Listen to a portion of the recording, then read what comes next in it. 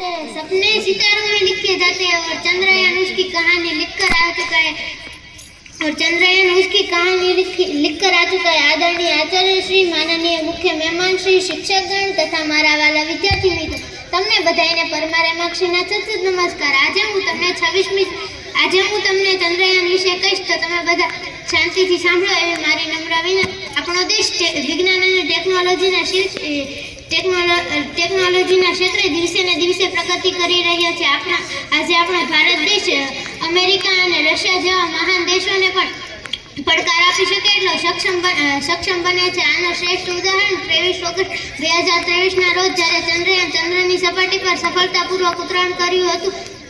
આ સમાચાર આવવાની સાથે જ આપણો દેશ ચંદ્રની સપાટીના દક્ષિણ ધ્રુવ પર સફળતાપૂર્વક ઉતરાણ કરનાર વિશ્વનો પ્રથમ દેશ બન્યો હતો।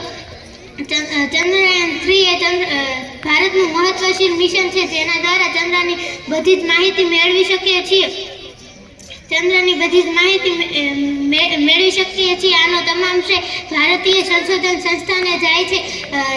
14 જુલાઈ 2023ના રોજ ઈસરો દ્વારા ચંદ્રયાન 3ને મોકલવામાં આવ્યું હતું અને ઈસરોના તમામ વૈજ્ઞાનિકો રાત દિવસ મહેનત કરી અને તેમની મહેનત સફળ થઈ અને ચંદ્રની સપાટી પર એક નવો ઇતિહાસ રચ્યો। અસ્તુ।